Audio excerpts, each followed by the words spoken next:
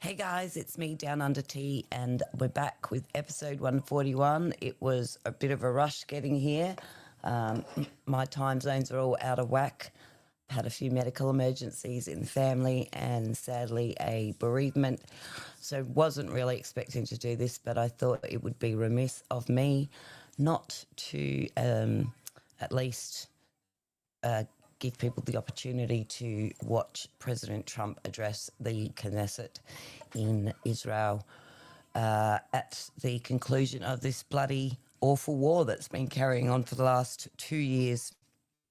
And he is already speaking, so I have got it queued up at the beginning of his speech, and I think it's going to be a Trump speech. He's going to praise all the work that he's done, but he's going to praise everybody that got us to this point. This is another one down in the books. So that's 8 wars, 10 months, done. Some of those wars were lasting were in the 30-year mark. So for those people that cannot be happy, satisfied, or at least glad that the war is over, for the people of Gaza and the people of Israel, then stuff you all. You're just warmongers. Those people that continue to protest with their stupid Free Palestine signs, well, guess what? Palestine is free, and unless someone does something stupid, they can go about their business as per usual, as per the agreement they both better stick to. So anyway, without further ado, let's get into this speech by President Trump as he addresses the Knesset in Israel. By the way, at this stage, all of the prisoners have been released, all of the live ones at least, I believe. I'm not quite sure on the status of the deceased, but they are on their way or currently being taken care of in hospitals around Israel. And thank God for that. So again, let's get on with this history-making speech by a president who is not Jewish yet has been granted the honour of speaking in the Knesset in Israel. Okay, thanks guys. Enjoy. Yep. This one. That then you can have these other Arab partners understand that this is the direction of the United States. I can understand that, and doing the both sides with Palestine and Israel. And so President Trump really repudiated this old sort of American approach to sort of both sizing Palestine and Israel. And that's what brought us peace. So we're learning right now that 4 of the 28 bodies that remain will be returned to their families later today. And it looks like we now have President Trump approaching the lectern. So why don't we listen in to this?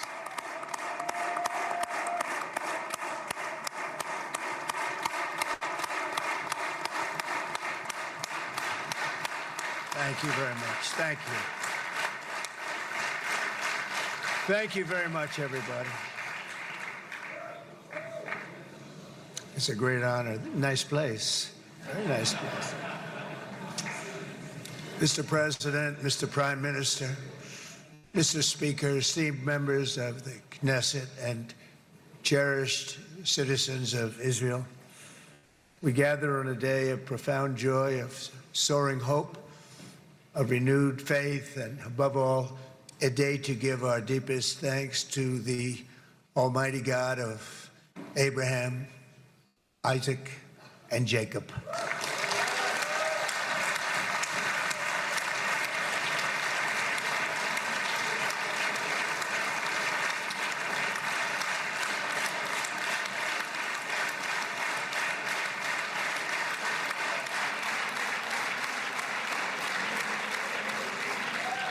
After 2 harrowing years in darkness and captivity, 20 courageous hostages are returning to the glorious embrace of their families, and it is glorious. 28 more precious loved ones are coming home at last to rest in this sacred soil for all of time. And after so many years of unceasing war and endless danger, today the skies are calm, the guns are silent, the sirens are still, and the sun rises on a holy land that is finally at peace, a land and a region that will live, God willing, in peace for all eternity.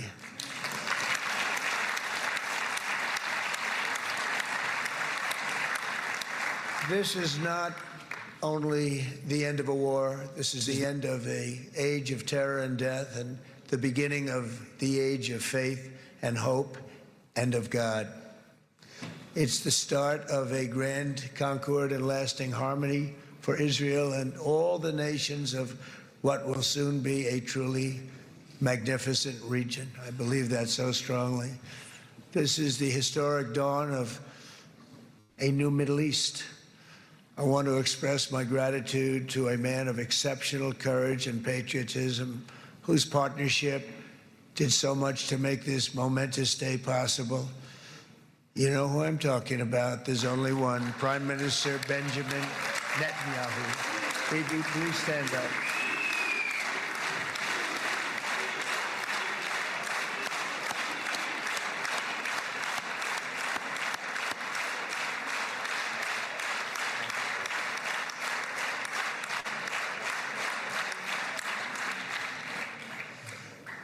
And he is not easy, I want to tell you. He's not the easiest guy to deal with, but that's what makes him great.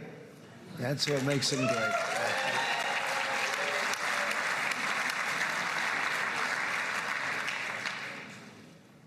Thank you very much, baby. Great job.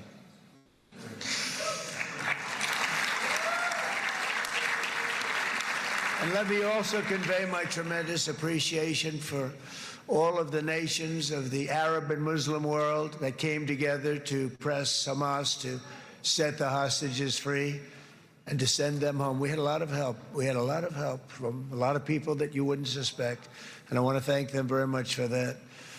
It's an incredible triumph for Israel and the world to have all of these nations working together as partners in peace. And it's pretty unusual for you to see that, but it happened in this case. This was a very unusual point in time, a brilliant point in time.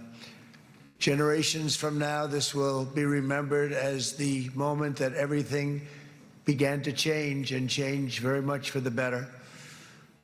Like the USA right now, it will be the golden age of Israel and the golden age of the Middle East. It's going to work together. I'd like to thank several great American patriots for their invaluable help in getting something done that almost everyone thought was absolutely impossible. We were wasting our time. So many people said, "You're just wasting your time." But we weren't, because we had talented people working with us, and we had people that loved your country, and frankly, people that loved the region. They loved the Middle East. I want to thank my friend Steve Witkoff.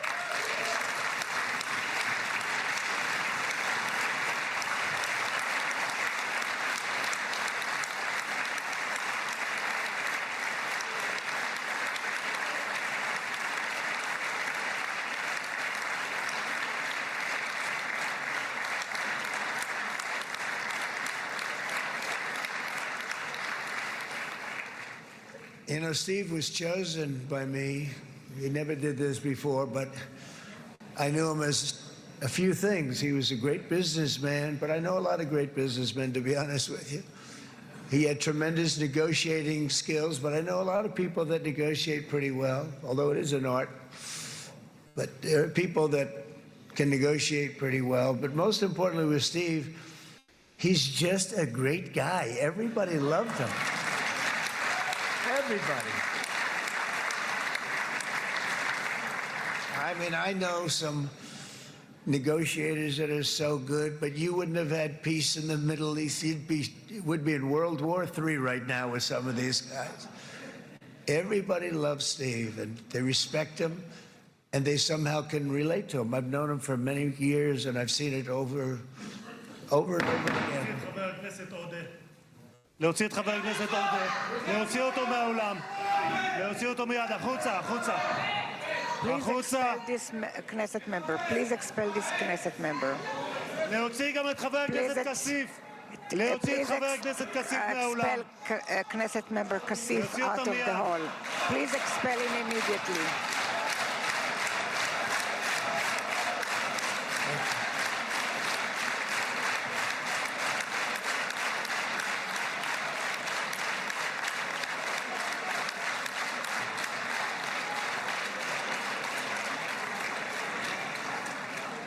Sorry for that, Mr. President. I'm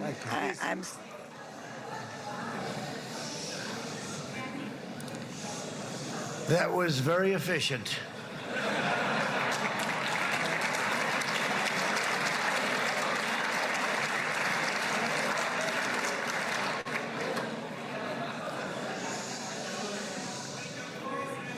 So back to Steve. He's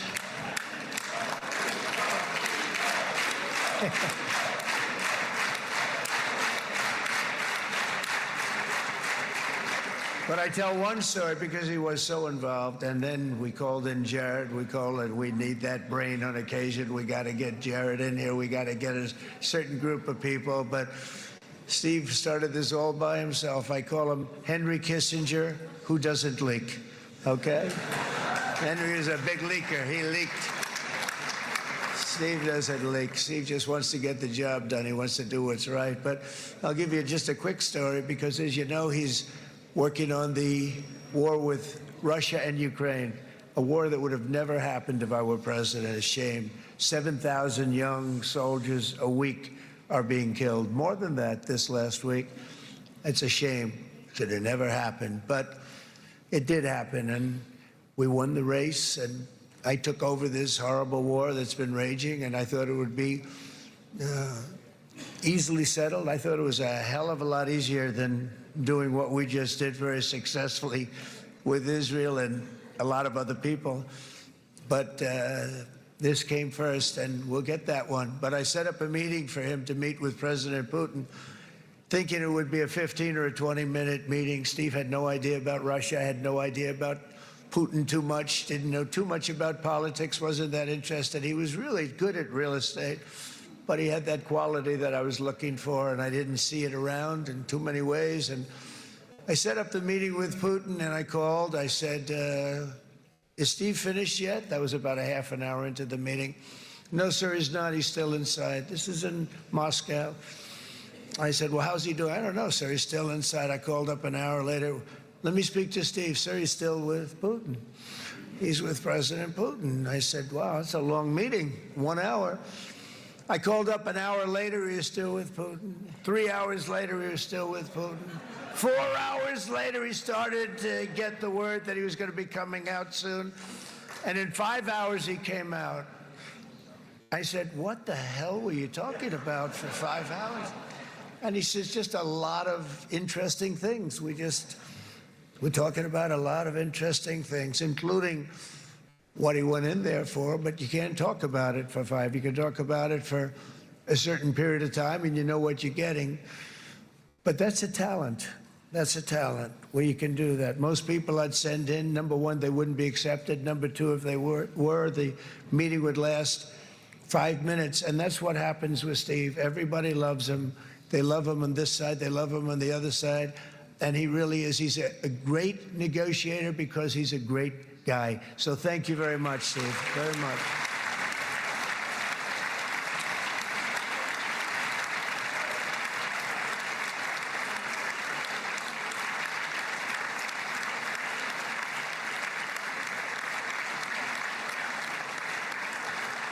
And let me also give a very special thanks to someone who truly loves Israel. In fact, loves it so much that my daughter converted. My daughter converted. I didn't know this was going to happen. And Ivanka's here.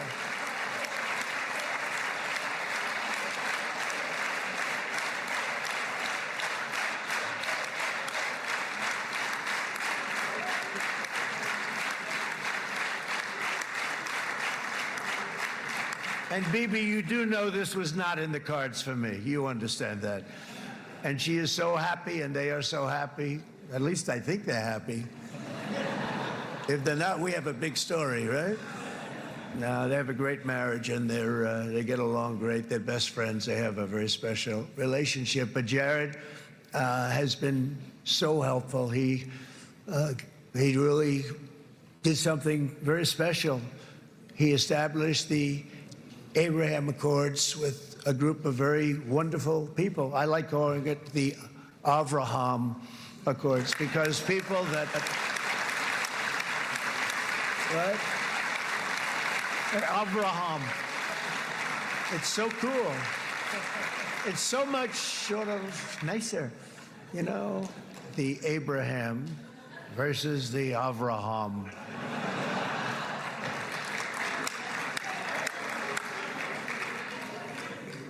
I just don't want to sound too sanctimonious when I do it, so, you know, I sort of split it up. This way we keep everybody happy.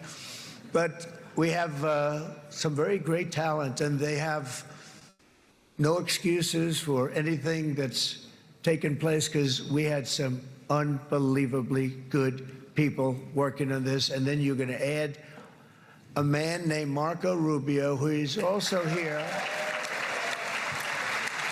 That's right.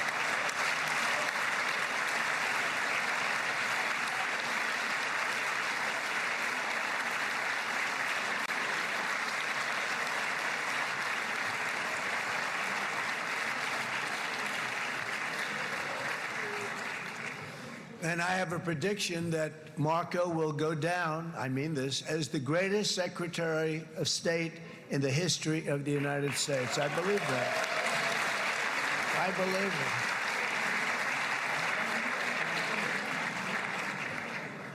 it. And he and I, you know, we really fought it out. You remember, he was tough. He was nasty. Who the hell thought this was going to happen, Marco, right? And now I'm saying he's going to go down as the greatest. He will.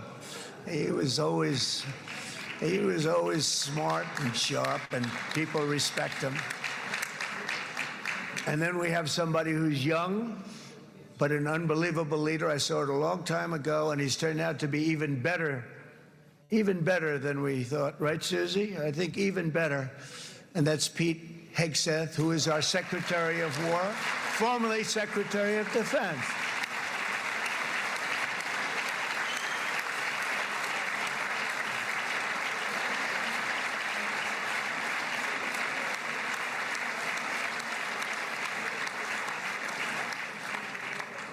And as you know, we decisively won World War I. We decisively won World War II decisively. And everything in between and everything before it, we won everything. And then they had the brilliant idea of changing the name from war, you know, it was war, to defense. And with that went a certain thinking. And we fought in a very politically correct way after that. We always had the strongest military, and now we have a stronger military than we've ever had before. Because of my first term, I've totally rebuilt the military, every aspect of it. But we have, if you think, we settled 8 wars in 8 months. I'm now including this one, by the way, if that's okay. They may say, well, that was quick, because yesterday I was saying 7, but now I can say 8. The hostages are back. The hostages are back.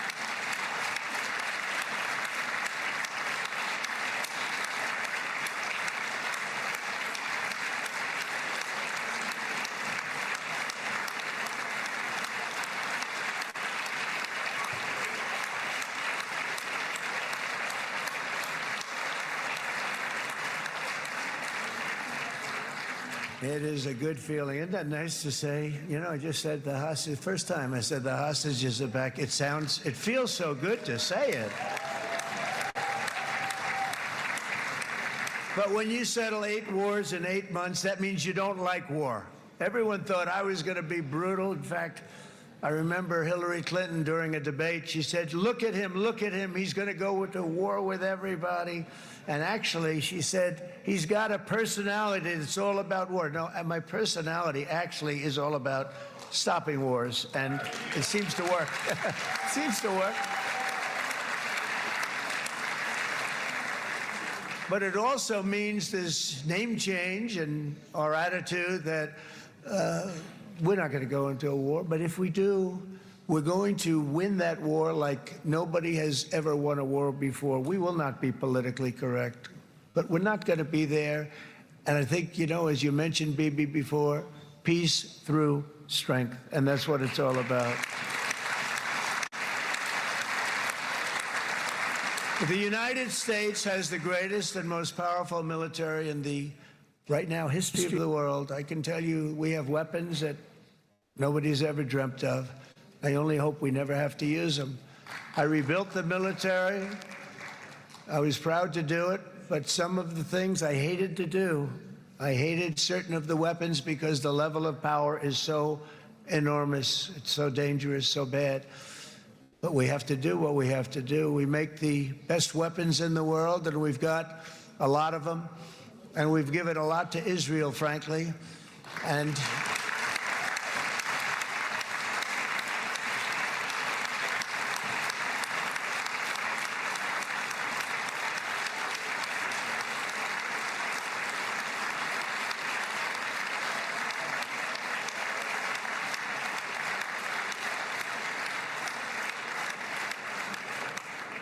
I mean, Bibi would call me so many times, can you get me this weapon, that weapon, that weapon? Some of them I never heard of, Bibi, and I made them. But we'd get them here, wouldn't we? And they are the best. They are the best. But you used them well. It also takes people that know how to use them. And you obviously used them very well. But so many that Israel became strong and powerful, which ultimately led to peace. That's what led to peace. So as we celebrate today, let us remember how this nightmare of depravity and death all began. 2 years ago, on the eve of the Simchat Torah holiday, thousands of innocent Israeli civilians were attacked by terrorists, and one of the most evil and heinous desecrations of innocent life the world has ever seen, the worst slaughter of Jews since the Holocaust. The cruelty of October 7th struck to the core of humanity itself. Nobody could believe what they were witnessing. The United States of America grieved alongside you, and we mourned for our own citizens who were so viciously taken that day. And to all the families whose lives were forever changed by the atrocities of that day, and all of the people of Israel, please know that America joins you in those two everlasting vows: never forget and never again.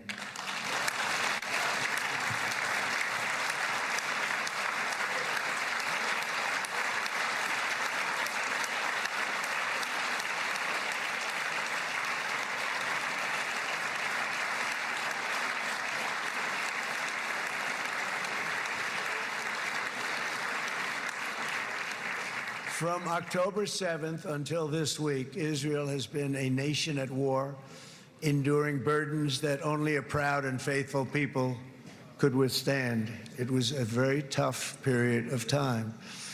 For so many families across this land, it has been years since you've known a single day of true peace.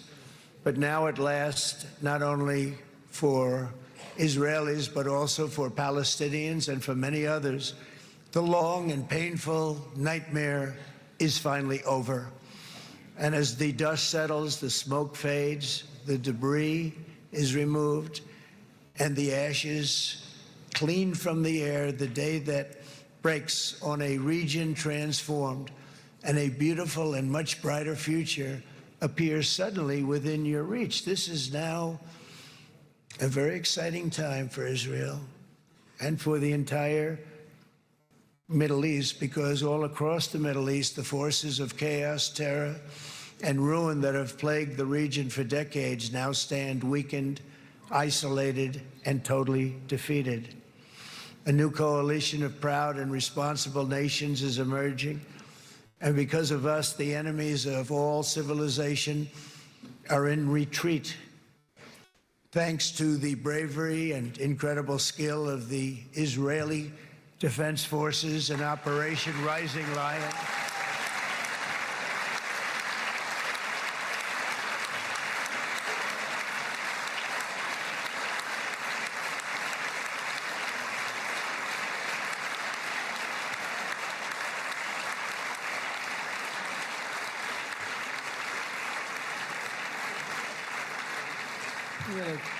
guy's central casting. Let's put him in a movie. Look at him.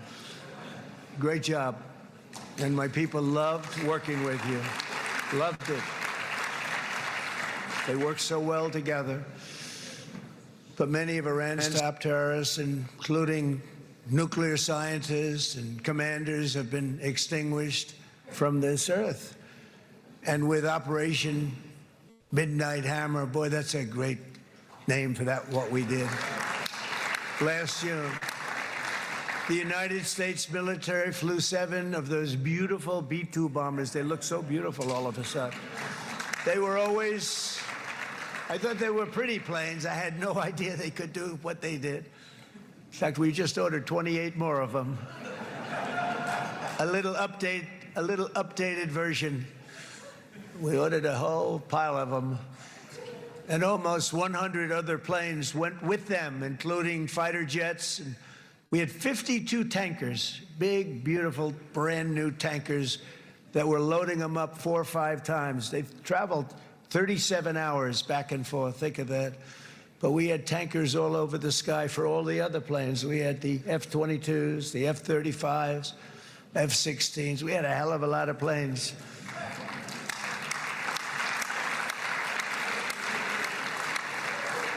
So we had 52 gas stations in the sky. That's what they call them. I'll tell you, I wouldn't want to be flying one of them. We have our great General Raisin Cain right here. General, stand up. This guy, what a general. Thank you.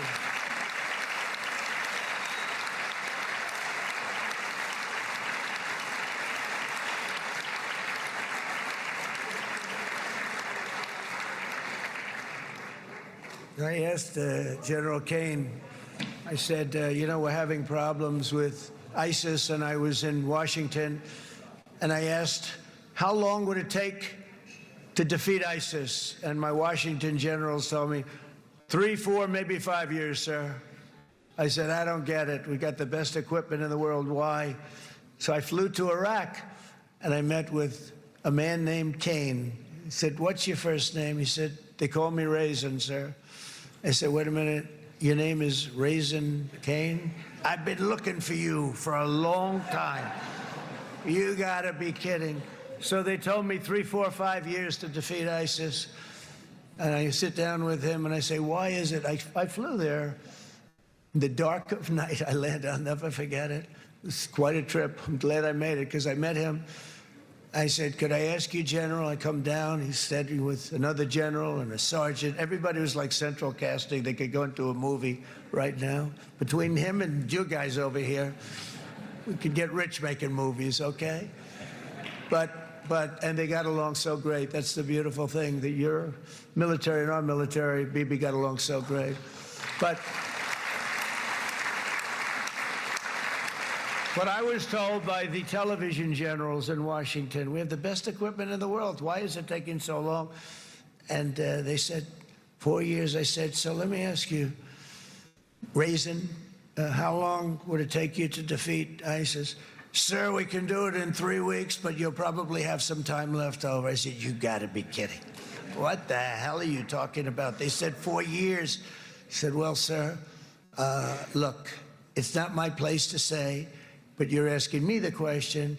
What you have to do is you hit him from the west, you hit him from the north, you hit him from the south, you hit him above, you hit him below. I said, so why didn't they do it? And he didn't want to speak badly of his superiors, which is hard to believe they were his superiors. Should have been the other way around a long time ago, because he's the one that did Operation Hammer. It was flawless. It was flawless. It was absolutely flawless. And I said, so you really think you can do it in 4 weeks? Yes, sir, 100%. You have to do it differently than they were doing it. They were using one base, and it was hundreds of miles away. And he says, we have all these portable bases all over the Middle East. And they didn't want to use them because they didn't want to offend the country where the portable, they wouldn't have even known what the hell the planes were going up, right?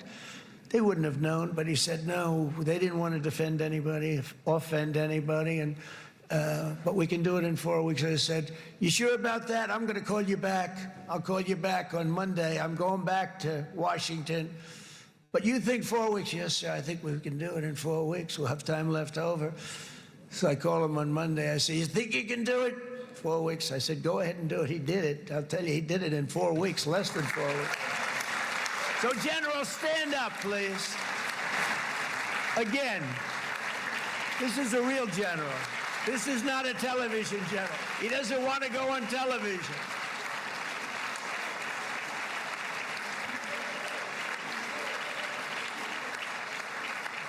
He doesn't want to go on television. I said the other guys love being on television. So we dropped 14 bombs on Iran's key nuclear facilities, totally, as I said originally, obliterating them.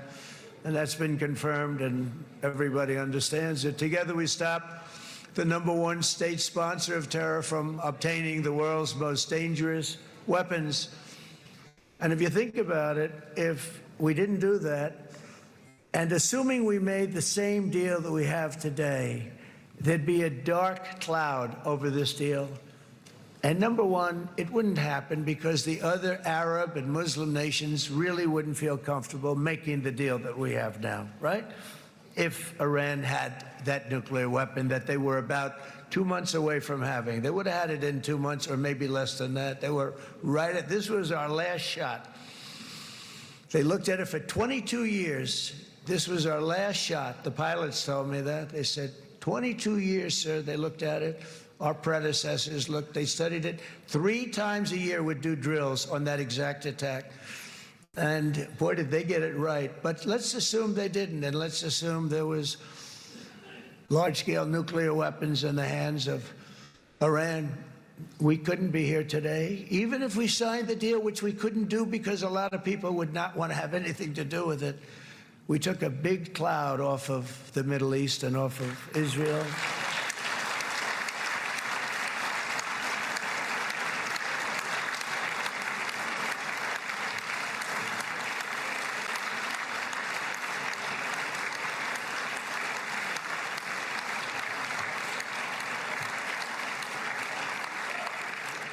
And it was my honor to help. But it isn't it true, though, that can you imagine the same, let's assume, Bibi, the same documents, we had everything the same, but you had somebody out there that was, in the opinion of everybody, all-powerful in the Middle East. They took a big hit, didn't they? Didn't they take a big hit? Boy, oh boy. They got it from one side, from the other. And you know, it would be great if we could make a peace deal with them. And I think that's big. Would you be happy with that? Wouldn't it be nice, I think? Because I think they want to. I think they're tired. Somebody said, sir, they're starting their nuclear program again. I said, let me tell you something. They're not starting anything. They want to survive. The last thing they want to do is start digging holes again in mountains that just got blown up and start They're not doing it. They want to survive, okay? But I think we have a chance. Steve, you, and I think Jared, come on, I'll call you back for another one. We always bring Jared when we want to get that deal closed. We bring Jared, but Steve, you and Jared and the General and Pete and Marco, you'll get that deal done easy. I think that'll be easy. But first we have to get Russia done. We got to get that one done. If you don't mind, Steve, let's focus on Russia first, all right? We'll get it done. In Lebanon, the dagger of Hezbollah, long aimed at Israel's throat, has been totally shattered.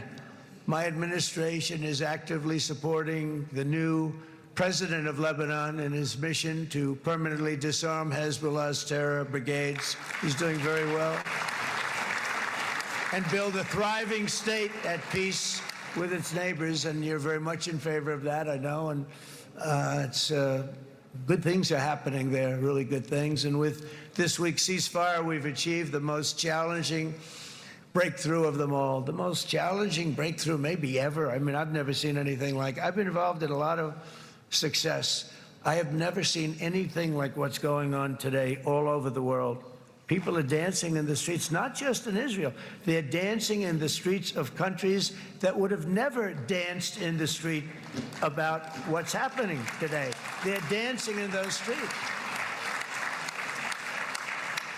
So this long and difficult war has now ended. You know, some people say 3,000 years, some people say 500 years, whatever it is. It's the granddaddy of them all. And in an unprecedented achievement, virtually the entire region has endorsed the plan that Gaza will be immediately demilitarized, that Hamas will be disarmed, and Israel's security will no longer be threatened in any way, shape, or form.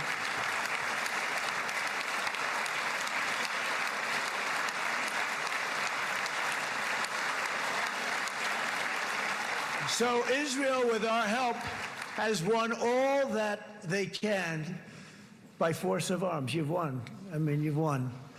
Now it's time to translate these victories against terrorists on the battlefield into the ultimate prize of peace and prosperity for the entire Middle East. It's about time you were able to enjoy the fruits of your labor. Mr. Opposition Leader. I said he's a very nice opposition leader. I think. No, he's a nice man. Bibi, he's a nice man. Good. He knows what he's doing, right? No, a very nice guy. Well, see, now you can be a little bit nicer, Bibi, because you're not at war anymore, Bibi.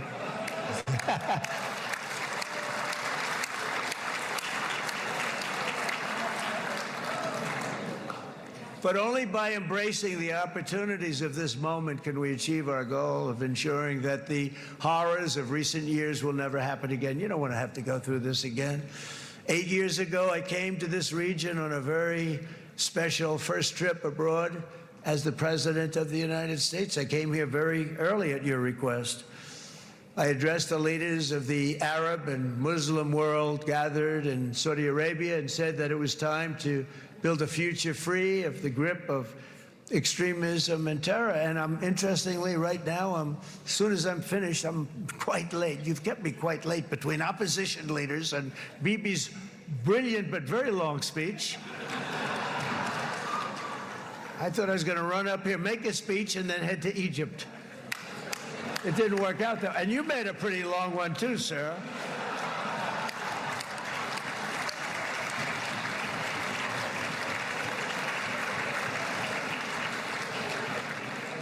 But I liked what you all said. It could be worse. Supposing on top of it, I didn't like what you said. That would be no good, Ron, would it? Ron, you did a great job, by the way, Ron.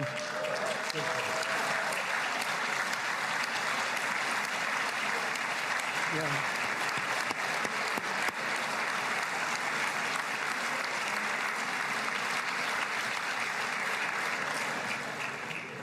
So I'm going to be meeting, actually, in a little while, I'm going to be meeting with the most powerful, the richest nations really in the world, although now with the tariffs, the United States is by far the richest nation in the world, as you probably have been reading. But the richest nations, most powerful nations, tremendous, headed by some tremendous people in many cases. Some cases I wouldn't say necessarily I would endorse, but I will tell you some incredible people that really helped us make this all possible. So I'll be going there. I'll be quite late. They might not be there by the time I get there, but we're going to give it a shot. But the journey we started back then led to the crushing defeat of the ISIS caliphate, to the monumental Abraham Accords, and ultimately to the historic ceasefire this week, in which many of those same nations really played a very pivotal role, I have to tell you. Steve will tell you that. Jared will tell you that. Together, we've shown that peace is not just a hope that we can dream about. It's a reality we can build upon day by day, person by person, and nation by nation. And because of that, the Middle East is finally ready to embrace its extraordinary potential. You have extraordinary potential in this region. It should now be clear to everyone throughout the region that decades of fomenting terrorism and extremism, jihadism and anti-Semitism have not worked. They haven't worked. They've been a disaster. They've just killed. They've killed. They've backfired completely and totally. They've just totally backfired. Everything that you thought, take it worst case, it's turned out to be worse than that. They have not worked. From Gaza to Iran, those bitter hatreds have delivered nothing but misery, suffering, failure, and death. They've served not to weaken Israel, but to annihilate the very forces that did the most to foment this hatred. And it's really, I mean, everybody that's tried it has become irrelevant. Meanwhile, we've seen those nations that set aside their differences, reached across ancient divides, and pursued engagement are now among the most successful in the region. They're getting along with Israel, and they're doing great. And I can tell you the 4 nations that joined the Abraham Accords early on, and you'd all be doing me a favor, and I'm going to be saying this in a little while to some other friends, would love you all to, is this right, Jared? Join up in the Abraham Accords. We have to join up and get together. You can have that whole thing filled out. We had a very weak administration, worst president in the history of our country by far. And Barack Obama was not far behind, by the way.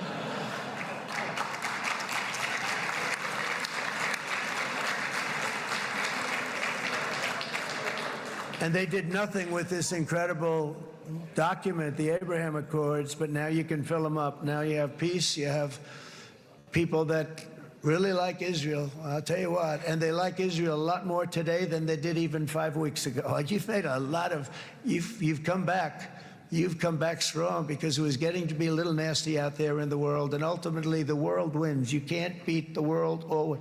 I would say to Bibi, it's now time. And he understood it better than anybody, because ultimately, you know, the world's a very big place. And I've said a lot. I said, this piece of land is very small. It's unbelievable what you've done with that tiny, you look at a map even of just not the world, the Middle East, and you have this little dot. And think of what you've done. It's incredible. It's incredible.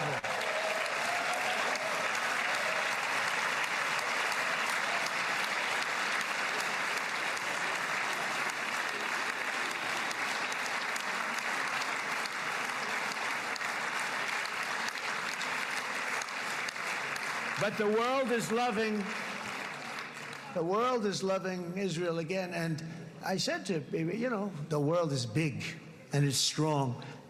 And Ron, ultimately, the world wins. And we don't have to worry about that now. But there was getting to be a period of time over the last few months, you know, the world wanted peace and Israel wanted peace. Everybody did. Everybody did.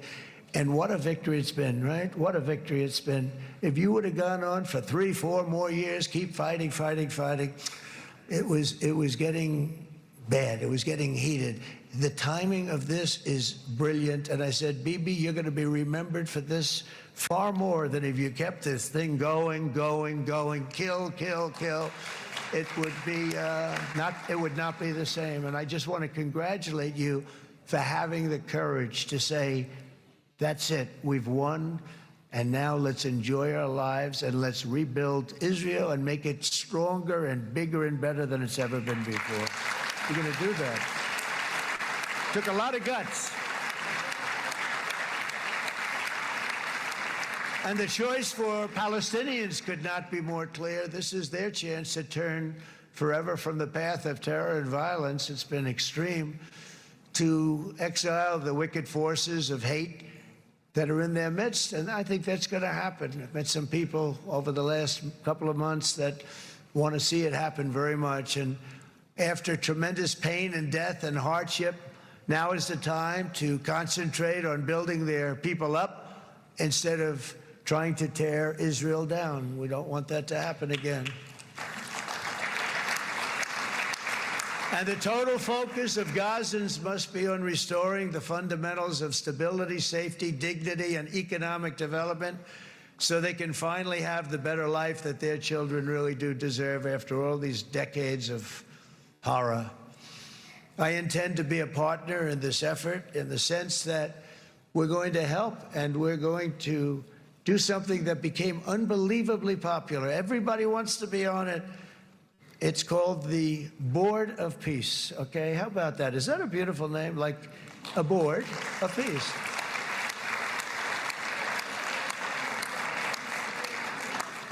The only bad thing from my standpoint, every single nation involved has asked me to be the chair, and I'll tell you, I'm very busy.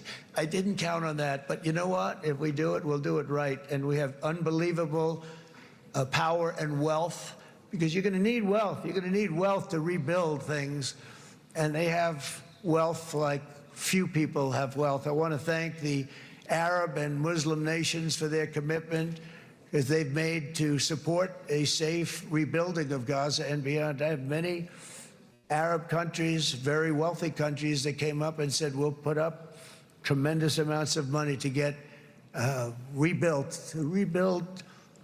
Gaza. And I think that's going to happen. The power, they want dignity, they want to come forward, and they want to say, and I want to say who they are, because what they're doing is going to be, I think, something that you're going to be very impressed with, Bibi. And you need that. You need the kind of economic power that they have, and they want to see it work. And they want to see it be safe, and they want to see it be good for Israel, too. And as much money as it will be, and it's a lot, as you can see, it's a lot. For these countries, it's relatively little relative to their worth. It's really a lot of money like most people could never even conceive, but for these countries, it's not that much, especially because it ensures success and stability in the Middle East, which is what they want to see. So many of them will be with us in Egypt in a little while, I think. I'm not sure. They may be gone. They may have taken their Boeing 747s and left. I said, what kind of a plane do you fly? 747. I said, that's a large plane. No, they may have. Steve, do you think they've left on their their brand new Boeing 747s? Or I don't know. We're going to find out soon. It's going to be a big story. There'll be 2 people left, and they'll be the 2 poorest ones.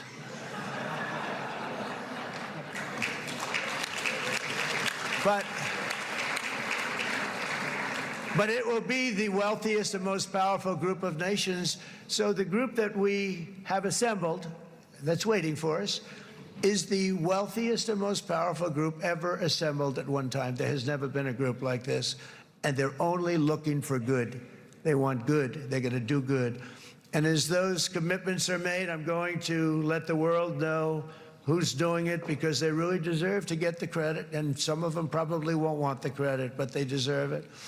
It's more obvious than ever that the productive and responsible nations of this region should not be enemies or adversaries. You should be partners and eventually even friends, and that's what's going to happen. I know it.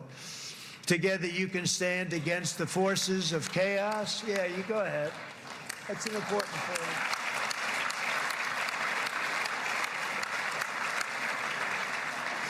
Because you can stand against the forces of chaos that threatened all of your interests, and it's always a big threat, and unleash incredible prosperity and opportunity for all the people of these lands, and that's what's going to happen. You're going to unleash numbers and success, the likes of which Israel has never been able to think of, because you're so firm, and you should be, and you've done the right thing in defending yourself. You're not going to have to worry so much about it. You've won, and now you can build, and you can do things that you never even thought possible. When you put that genius into doing something else, it's going to be something it's going to be a miracle. The miracle in the desert, it's going to be amazing. And it already is in a true sense. But it'll be wonderful when you can spend time thinking about other than war and defense and offense also. To that end, it's my firm hope and dream, frankly, that together the Abraham Accords will turn out to be everything that we thought they would.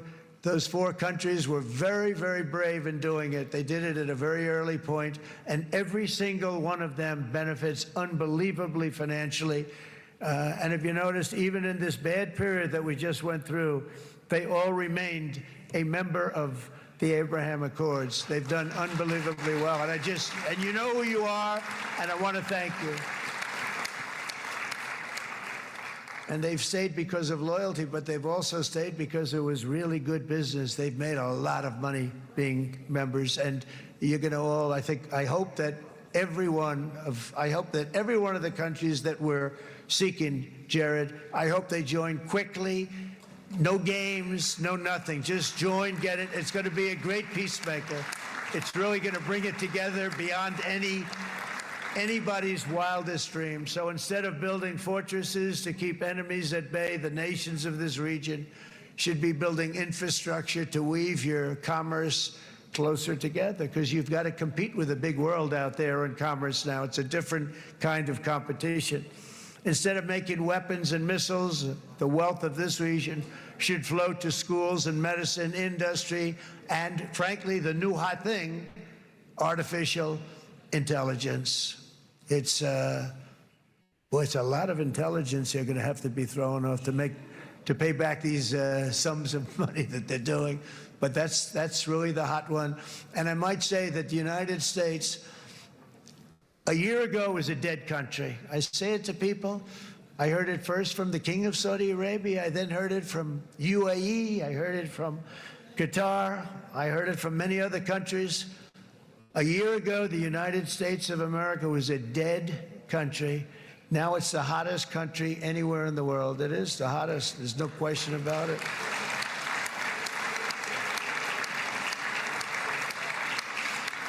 In fact, if you go back a year ago, before the election, although once we had November 5th, we became hot because people got it. I would say November 5th was a time that we became really hot. But once you go back a couple of years, if I were in charge and the country was doing what they were, nobody was going to ask me to speak. Nobody asked Joe Biden to come up and speak, I guarantee you that. And if they did, he would have turned them down, I promise you. He didn't speak. He didn't speak, and he didn't speak well. But all of the countries in the Middle East, it could have, what we're doing now, it could have happened a long time ago, but it was strangled and set back almost irretrievably by the administrations of Barack Obama and then Joe Biden. There was a hatred toward Israel. There was an absolute hatred. The setbacks really started when President Obama signed the Iran nuclear deal. This was a disaster for Israel, and it was a disaster for everyone. And I remember that Bibi Netanyahu came to the United States and worked so hard to try and get Obama not to do that deal.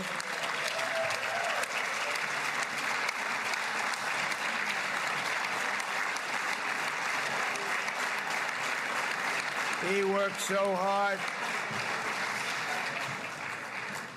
But it was like talking to a wall. I remember him telling me it was like talking to a wall. They wanted to go with Iran. They chose Iran, frankly, over a lot of other good nations, but specifically Israel.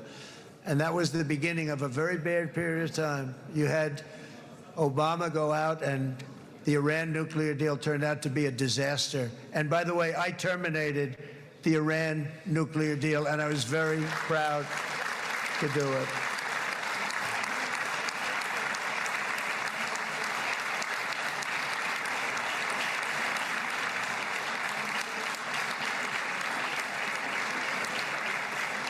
Yet even to Iran, whose regime has inflicted so much death on the Middle East, the hand of friendship and cooperation is open. I'm telling you, they want to make a deal.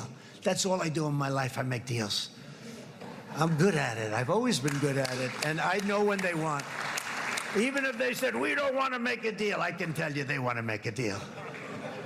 All right, they do. They want to make a deal, and we're going to see if we can do something, because this is crazy what's happening, and we're not going to have this anymore. Neither the United States nor Israel bear the people of Iran any hostility. We merely want to live in peace. We don't want any looming threats over our heads, and we don't want to even think in terms of nuclear destruction. It's not going to happen, never will happen.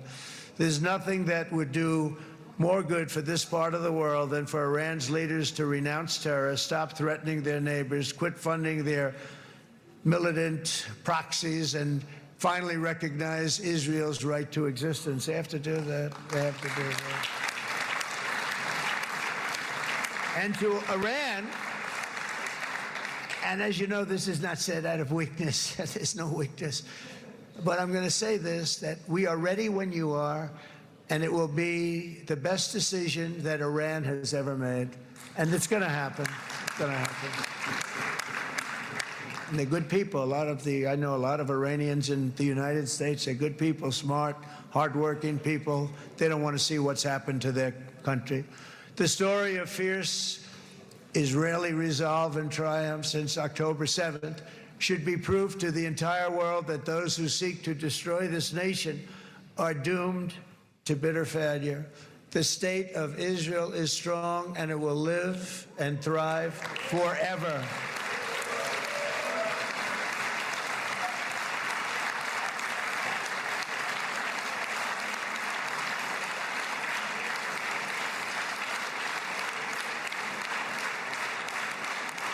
And that is why Israel will always remain a vital ally of the United States of America. Israelis share our values, field one of the world's most powerful militaries. You really do. You have an amazing, what a job you've done.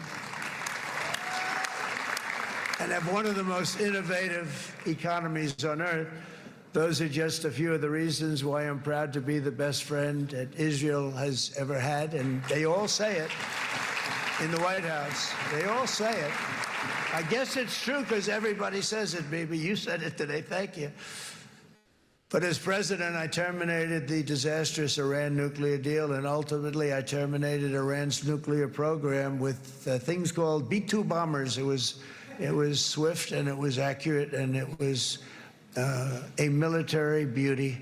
I authorized the spending of billions of dollars, which went to Israel's defense, as you know. And after years of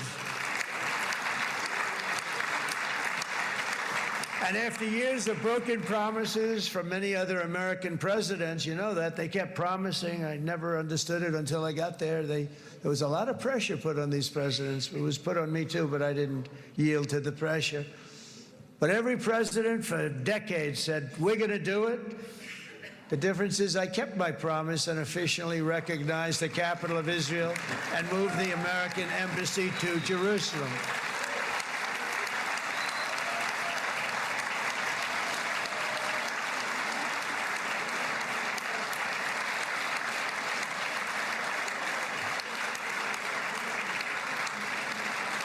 Isn't that right, Miriam?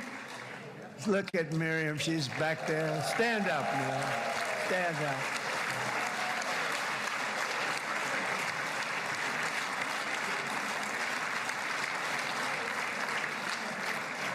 Miriam and Sheldon would come into the office. They'd call me. He'd call me. I think they had more trips to the White House than anybody else I could think of. Look at her sitting there so innocently. She's got $60 billion in the bank. $60 billion. And I think she's saying no more. And she loves Israel, but she loves it, and they would come in, and her husband was a very aggressive man, but I loved him. He was a very aggressive, very supportive of me. And he'd call up, can I come over and see you? I say, Sheldon, I'm the President of the United States. It doesn't work that way. He'd come in, we would do. But they were very responsible for so much, including getting me thinking about Golan Heights, which is probably one of the greatest things to ever happen to Israel.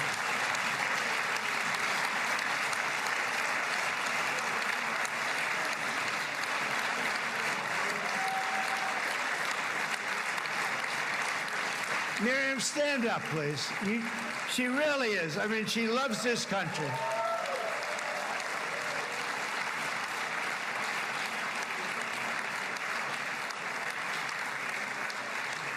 She loves this country. Her and her husband are so incredible. We miss him so dearly. But I actually asked her, I'm going to get her in trouble with this, but I actually asked her once, I said, so Miriam, I know you love Israel. What do you love more, the United States or Israel? She refused to answer. That might mean Israel, I must say. We love you. Thank you, darling, for being here. That's a great honor. Great honor. She's a wonderful woman.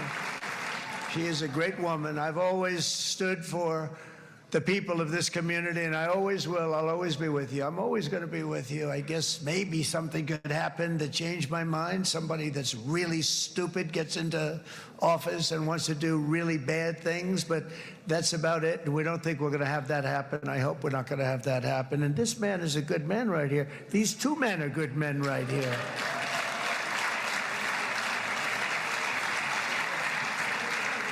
Hey, I have an idea. Mr. President, why don't you give him a pardon? Give him a pardon. Come on.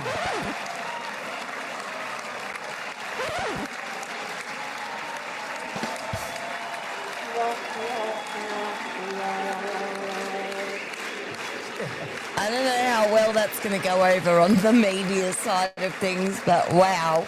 Oh, wow. He just really put a foot over the ledge with that one. I don't think that was in the script.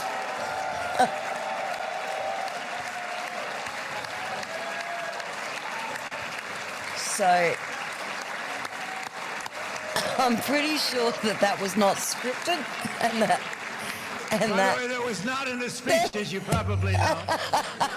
But I happen to like this gentleman right over here. What and the it just hell? seems to make so my much God. sense. You know, whether we like it or not, this has been one of the greatest wartime presidents. This has been one of the greatest wartime presidents.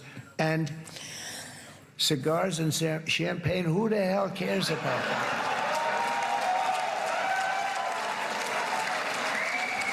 Oh my God.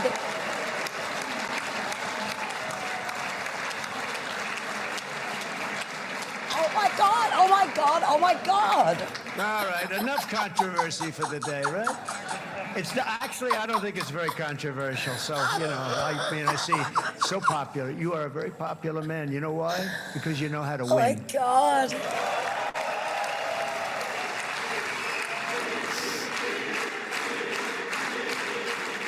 Oh my God. He's got them chanting his name in the Knesset. Over the past 2 years, I've met many of the families of the Israelis taken hostage. I'm just going to adjust those the that were screen taken a little hostage. because every time I Unbelievable. switch I've it looked out, into their eyes. I've seen the stupid worst thing moves. nightmares of their suffering.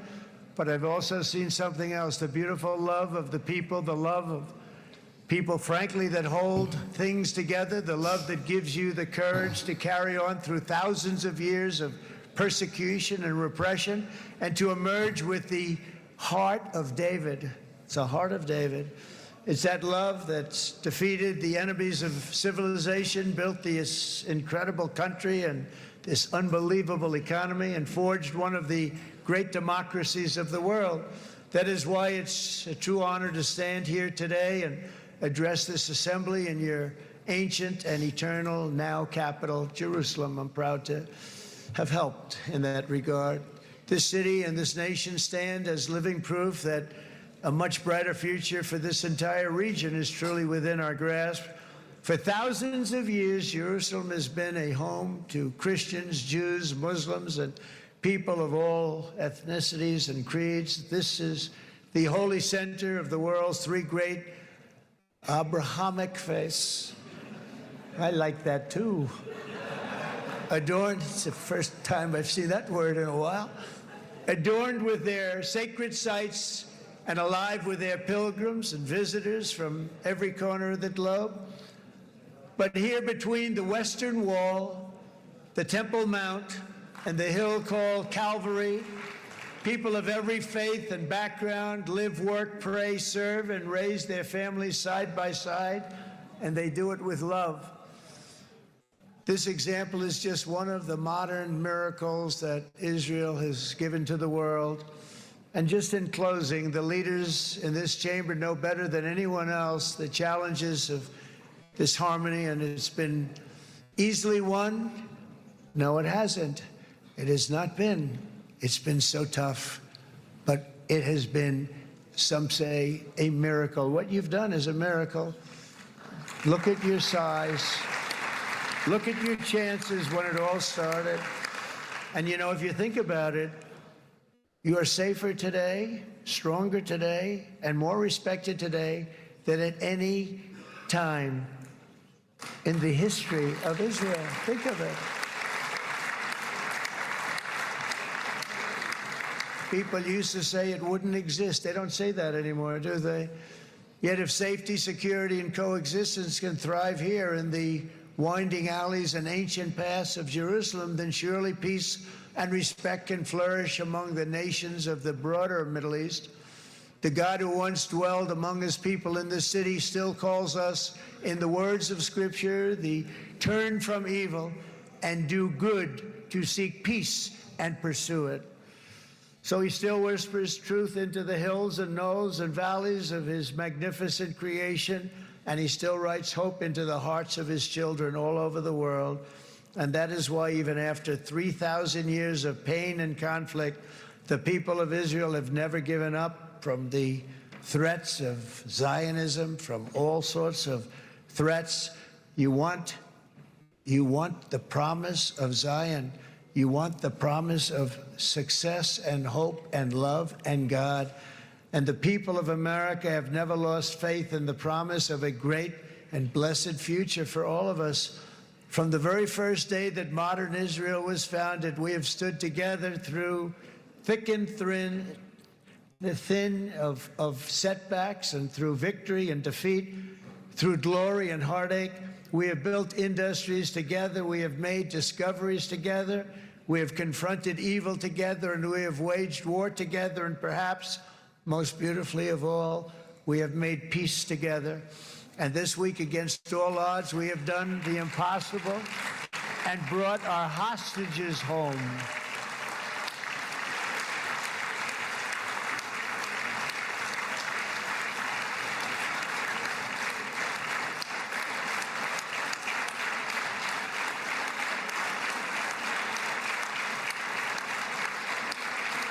So now we're going to forge a future that is worthy of our heritage. We're going to build a legacy that all the people of this region can be proud of. New bonds of friendship, cooperation, and commerce will join Tel Aviv to Dubai, Haifa to Beirut, Jerusalem to Damascus, and from Israel to Egypt, from Saudi Arabia to Qatar, from India to Pakistan, from Indonesia to Iraq, from Syria to Bahrain, Turkey to Jordan, the United Arab Emirates to Oman, and Armenia to Azerbaijan, another war that I just settled. We are going to have hope, harmony, opportunity, and happiness here in the spiritual and geographic center of the entire world. That's what you are. Israel, America, and all of the nations of the Middle East will soon be safer, stronger, greater, and more prosperous than ever before.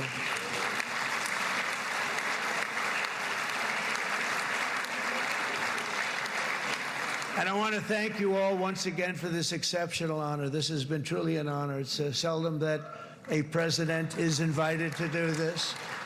And I love Israel. I'm with you all the way.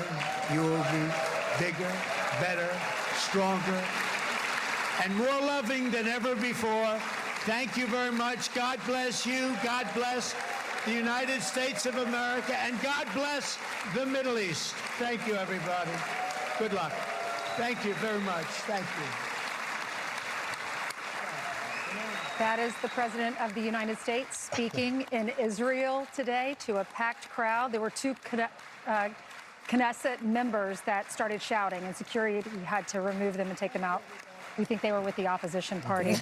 He thanked so many different people, but I think something that shocked us all, and it seems like he ad-libbed this, he said it wasn't in the teleprompter, was he asked the President of Israel to please pardon Bibi. Yeah, and the Knesset went bonkers in there. A wide-ranging speech. He talked about peace. He talked about the relationship between the United States. Of course, and the Israel. damn Knesset went bonkers. Oh, they're gonna tear strips off of him for this one. I'm just telling you right now, they are going to tear strips off of him. Asking him to pardon Benjamin Netanyahu. President Trump talked about this peace deal as the miracle. Talk about going off script. And he talked like, about a future of peace. Come on. Calling it He literally jumped into another country's politics by doing that, which is not ideal. Let's face it. It is not ideal for them to do that, for President Trump to do that. Every time I shut this thing down, everything readjusts because I'm opening up different screens, so my apologies. But, okay, so as you can see, there's lots of rejoicing going on in the Knesset at the moment after that 1 hour or so, 1.5 hour speech. And he went way off script, in my opinion anyway, and I'm no scholar, especially when it comes to Israeli politics. But first of all,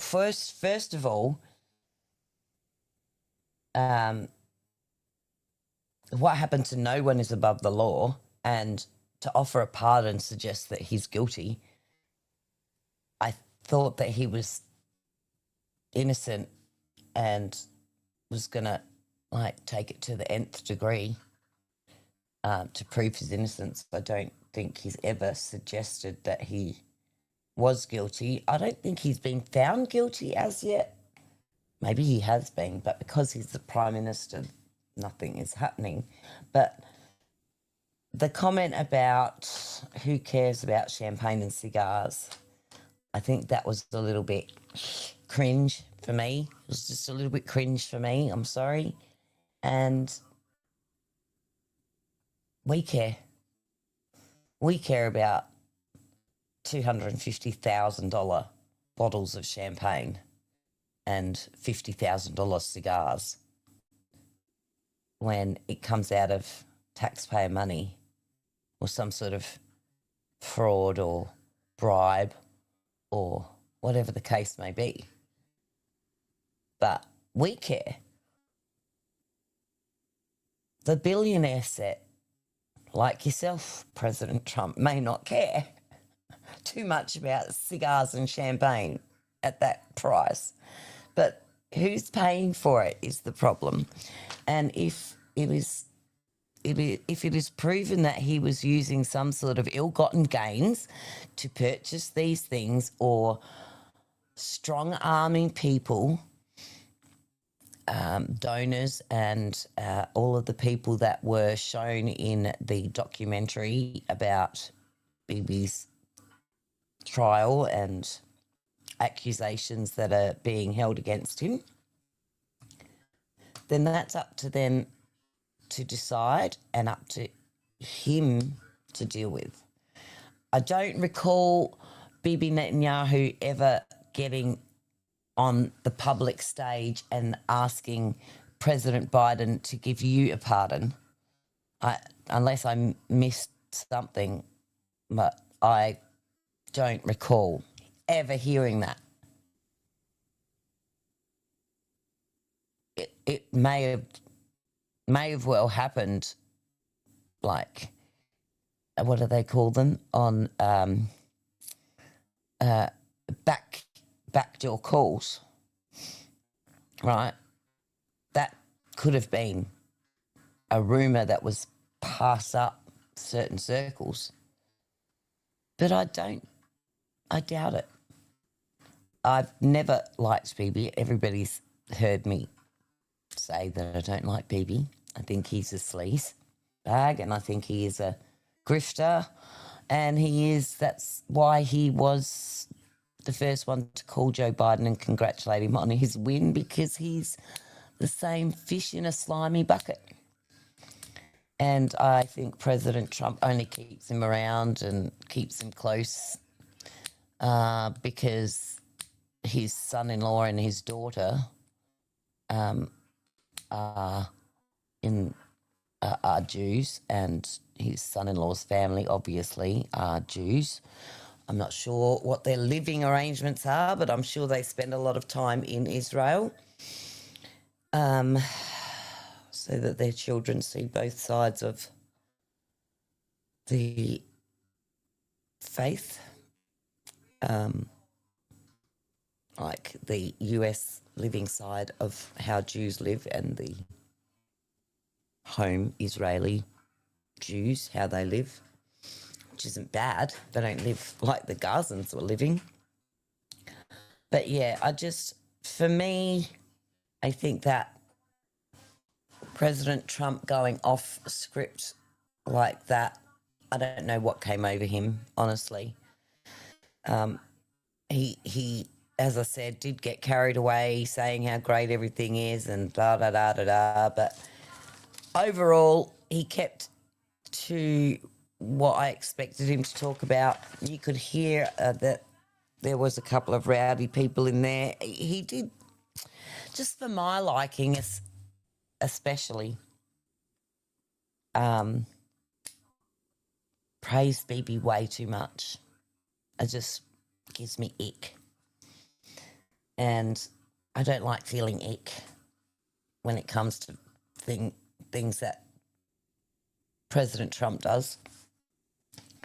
But anyone that's involved with Bibi Netanyahu gives me ick. So that can't be helped. And he's a world leader, so he has to deal with him. So I pray to God that it is only just as a guise, because, keep your enemies closer type of thing. But I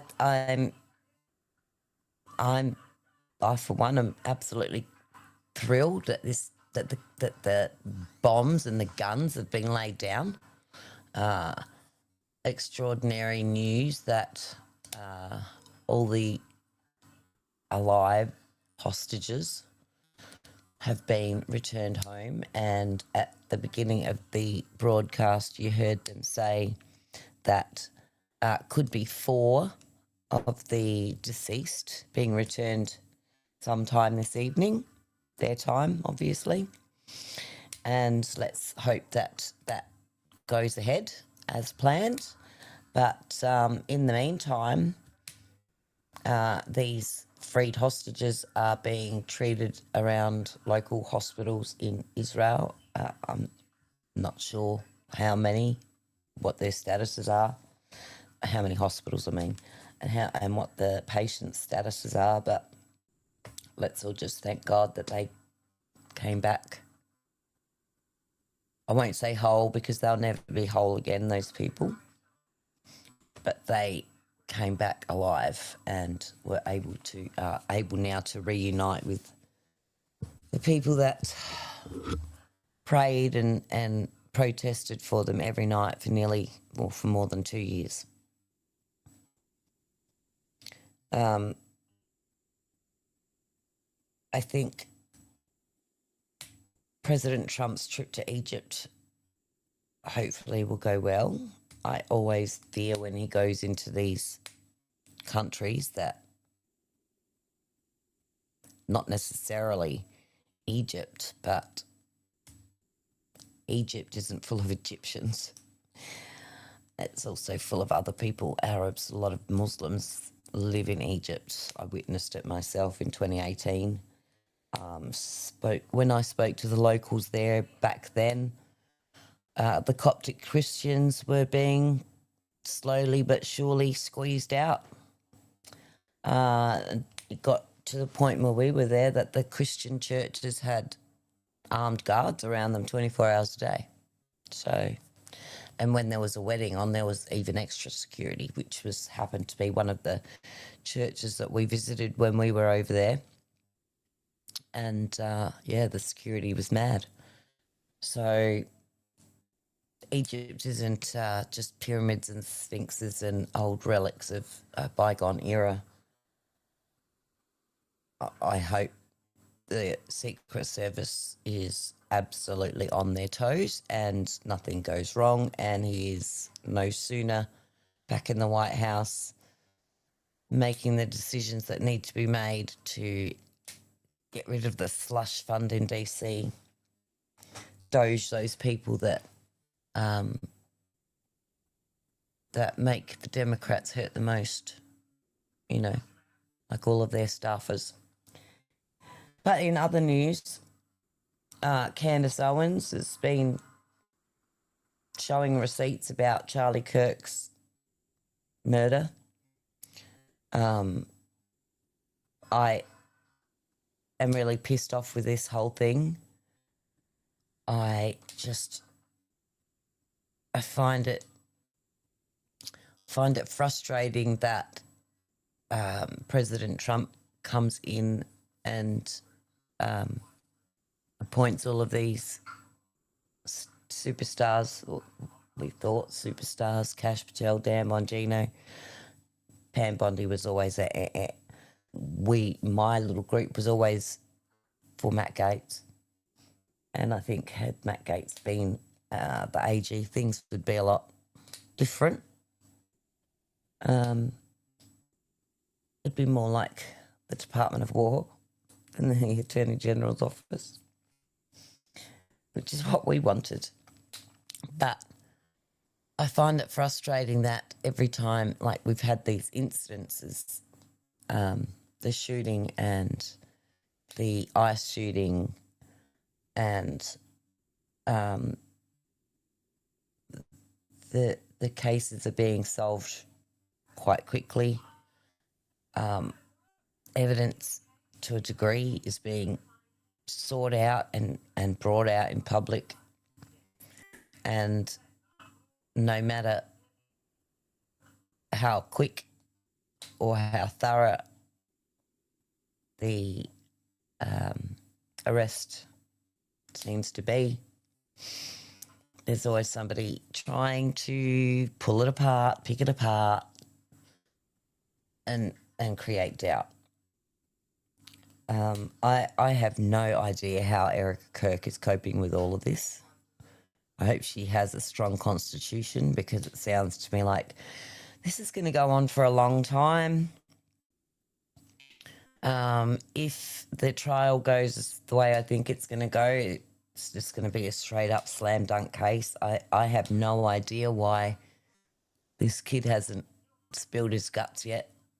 I have no idea why a retired sheriff and current pastor and a father and a mother would have any reason to lie about admitting that their son was a murderer.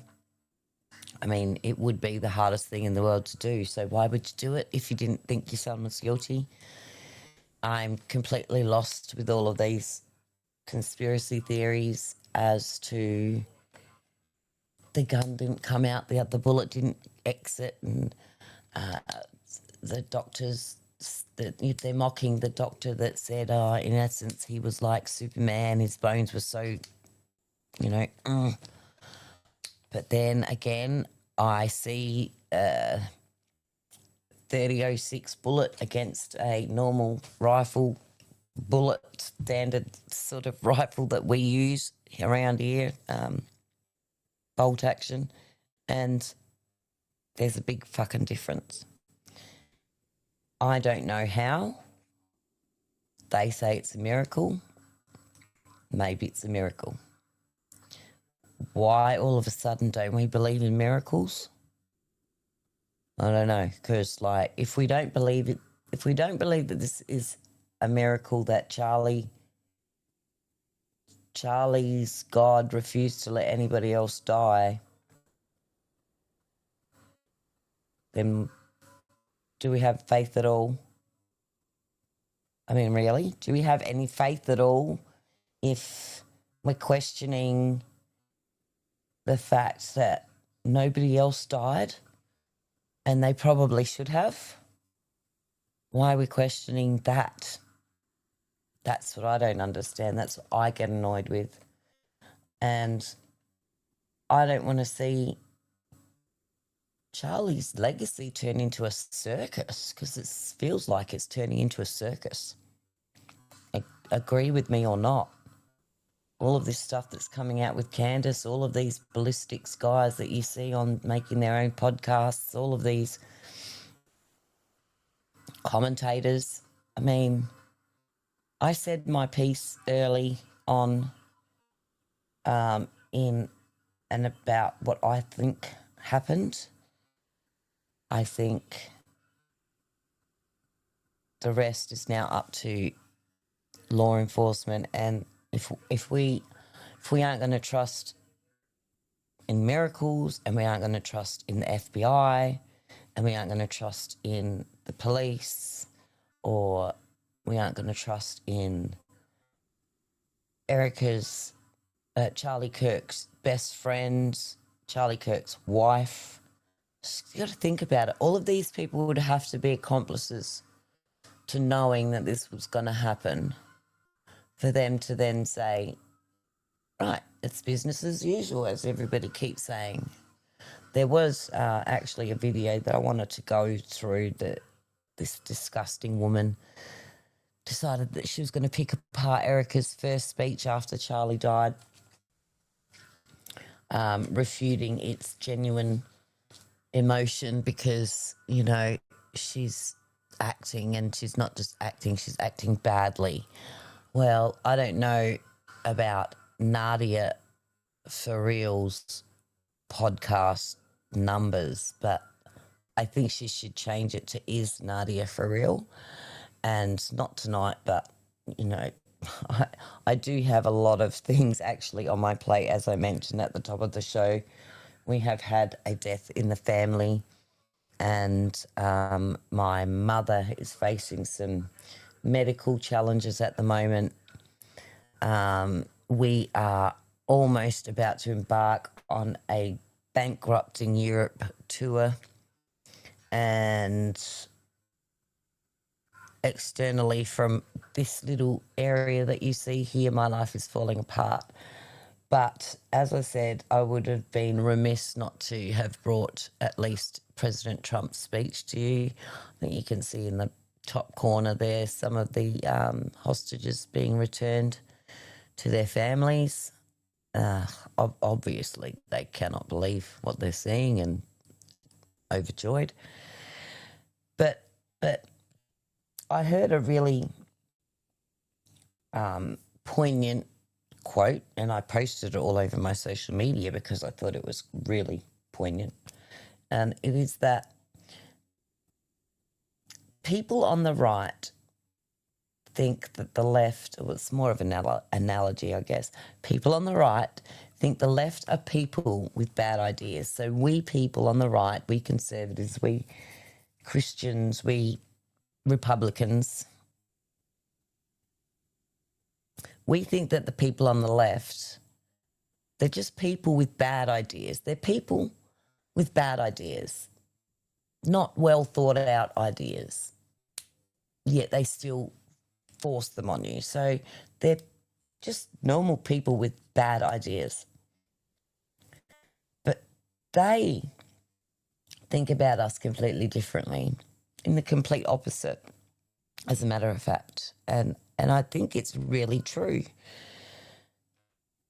especially considering what we saw after Charlie Kirk's death, what we saw after the 2 attempts on President Trump's life, that people on the left think the right are bad people with ideas.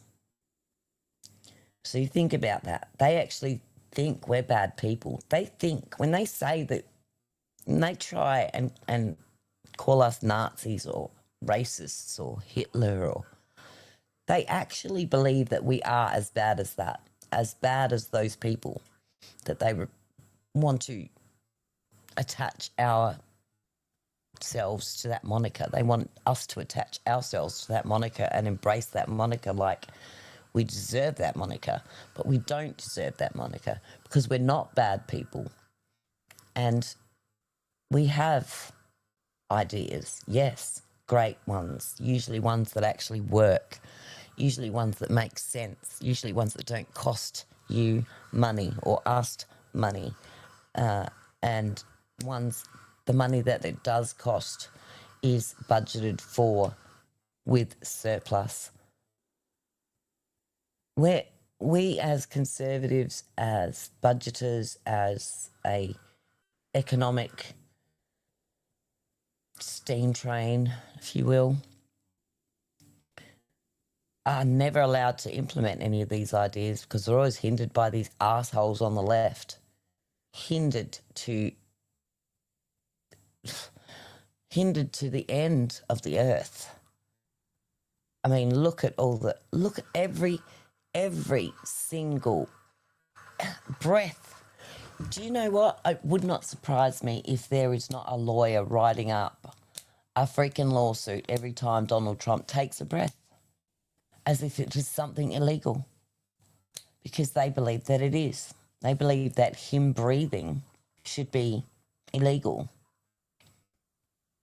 And so when it comes to all of this stuff with Charlie, the FBI, with miracles or no miracles, where do we stand as a group?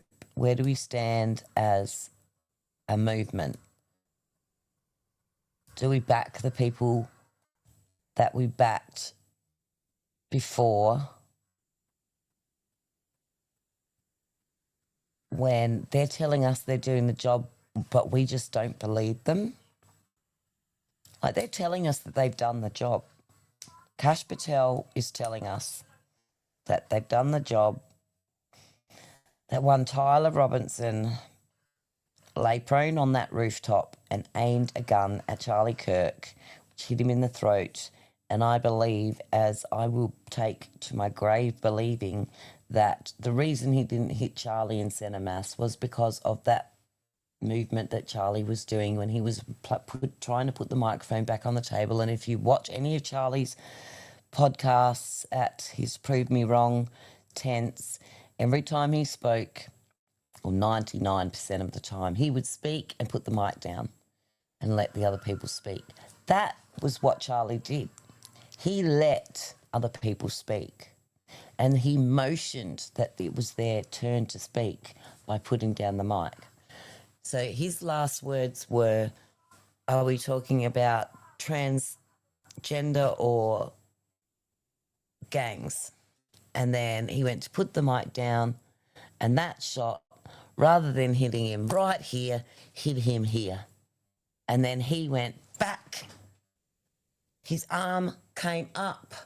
They both went to the side. His head went back. Everything came out, and he hit the deck. And that is what I saw.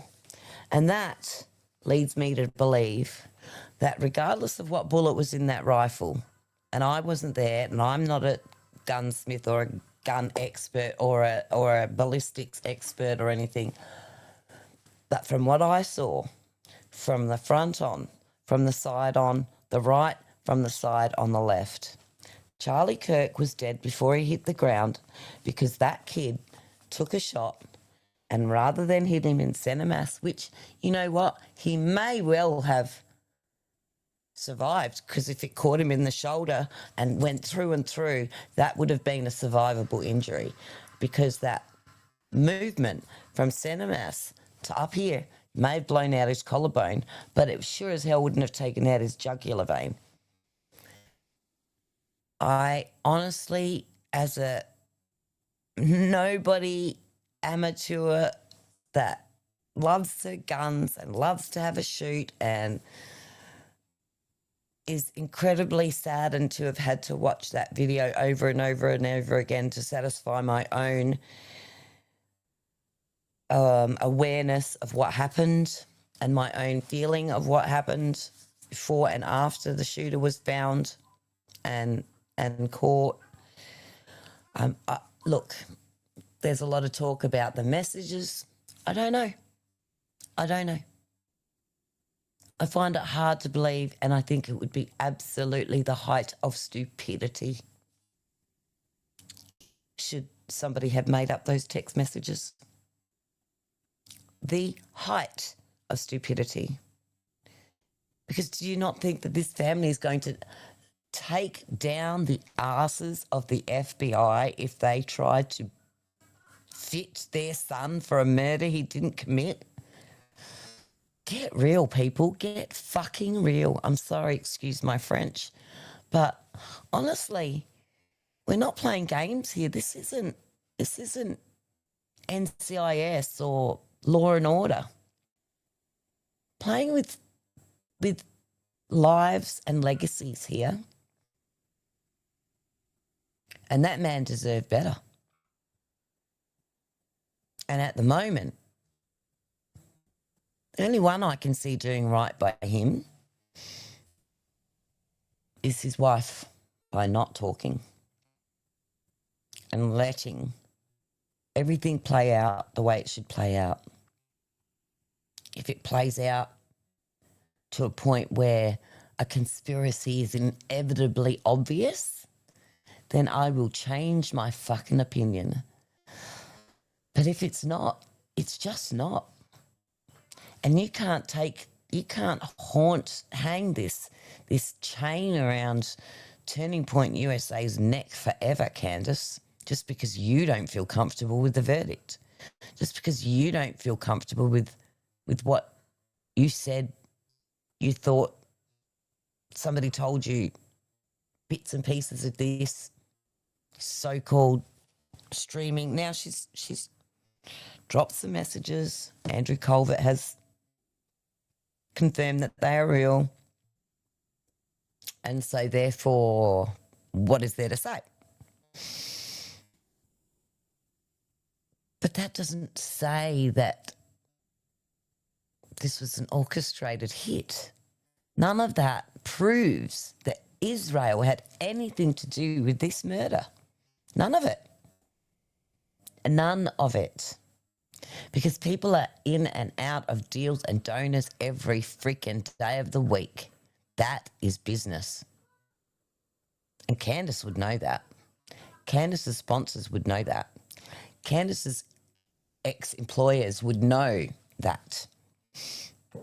Because when she was controversial on The Blaze, they dropped her like a hot potato.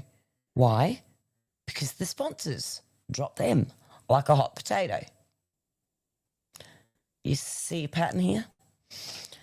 So controversy might get clicks. It might make you feel better by raising doubts in everyone's mind. I truly believe that all the video evidence will come out in the trial. I don't know why you can't wait till then, instead of fanning this flame of doubt and insecurity and shame. Andrew Colvert actually at least had the grace to say he does not want to impugn anyone's reputation on this. And he obviously mentioned Candace because she was the one that publicised those personal personal text messages to the world. Did she ask his permission? I don't know, and I doubt it. There's speculation that Erica Kirk is the one feeding her information. I don't know, but I doubt it. you know, again, I'm just going to say Charlie Kirk died, according to all sources. If he got killed with that bullet from that gun, somebody else should have died that day, and they didn't. Now, there's only two ways you can explain it, because everybody's saying, oh, no evidence now, all the evidence is gone because they've paved up the area. Well, no. There was a gun casing on the roof. Didn't pick up the shell. He didn't pick up the screwdriver. He didn't dismantle the gun on the way down. He shot the shot, got the fuck out of there, jumped the roof, ran into the bushes. Where did he fuck up? Probably by leaving the gun in the bushes. Why did he leave the gun in the bushes? Maybe he secretly wanted to get caught. I don't know. I don't know. He may have had this whole thing staged out to make himself famous. Luigi Mangione set the stage for Psychos. That's what he did. And the longer we keep playing the Psychos game, I mean, this kid has just got a $900 or $1,200 an hour lawyer, maybe more, I'm not sure. But a fucking top defense lawyer at the expense of the state. Why? Because poor old murderer Robinson said he couldn't afford a lawyer and he was destitute. So he had to have a lawyer appointed for him. Now, if he was any old white guy who'd killed any old other guy, he wouldn't be getting that lawyer. He'd be getting any old lawyer. He'd be getting the bottom of the pool or the fresh pack from the university that's never tried a case in their life, get him to plea out, and it'd be a dog's breakfast, a dog's dinner, done and dusted. Why is this murderer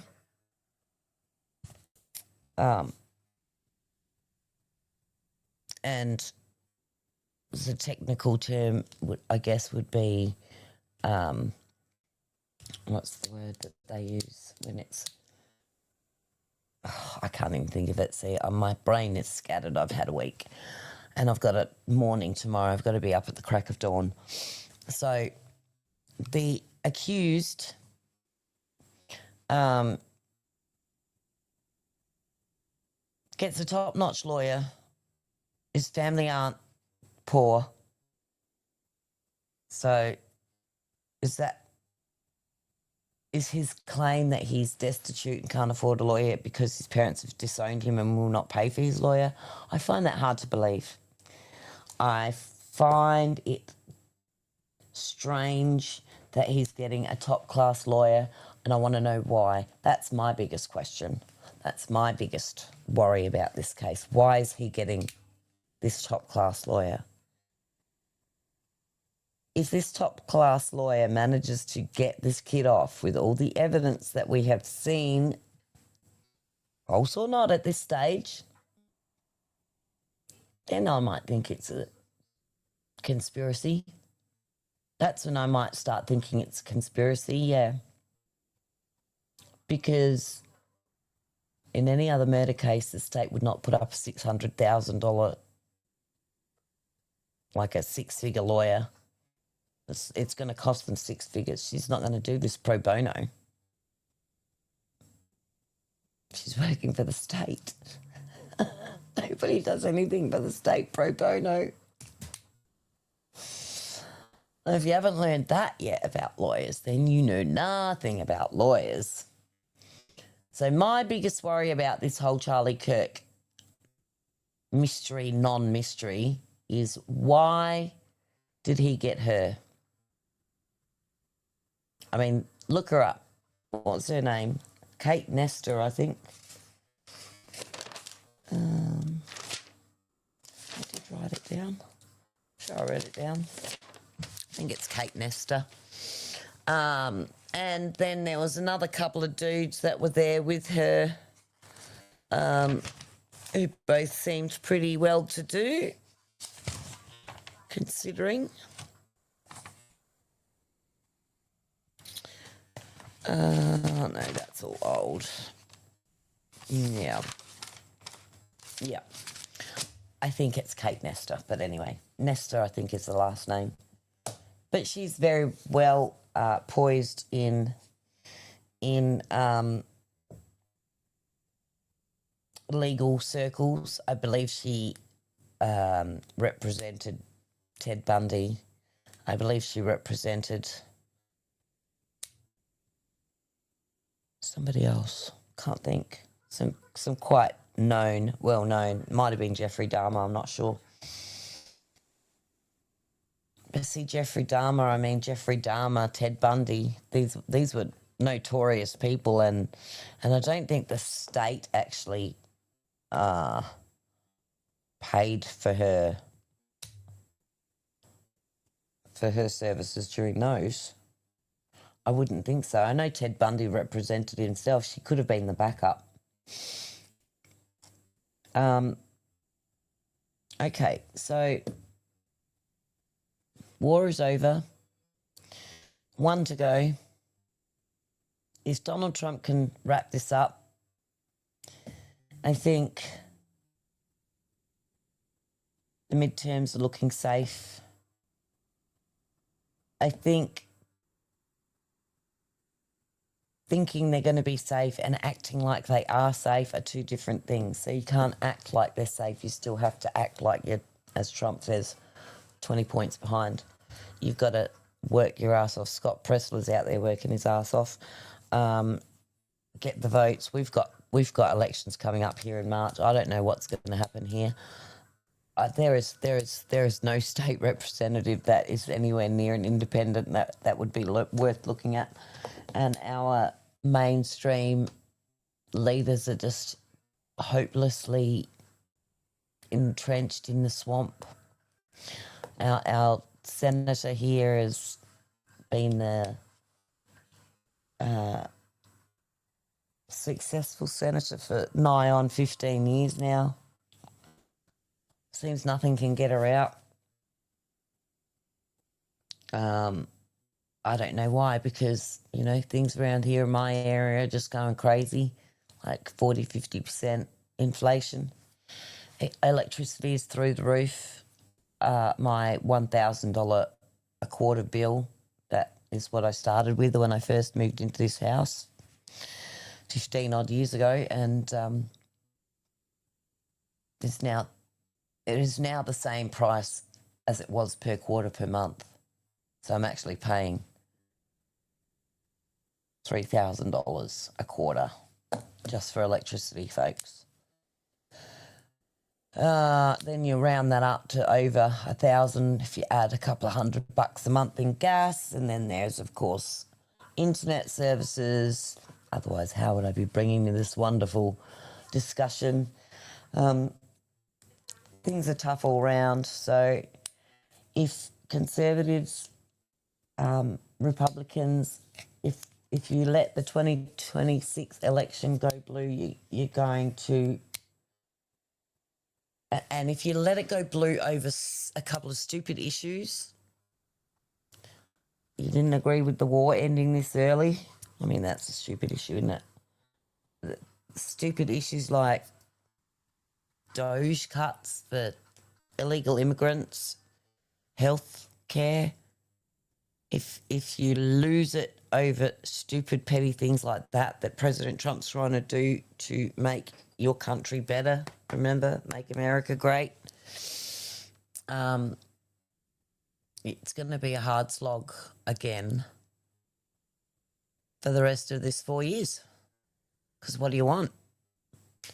It's just going to be wrapped up in impeachment trials, and you know it. And as soon as they finish impeaching him, they're going to try throwing him in jail the minute he gets out. If the Democrats ever win that frickin' seat again, you know it, and you know it.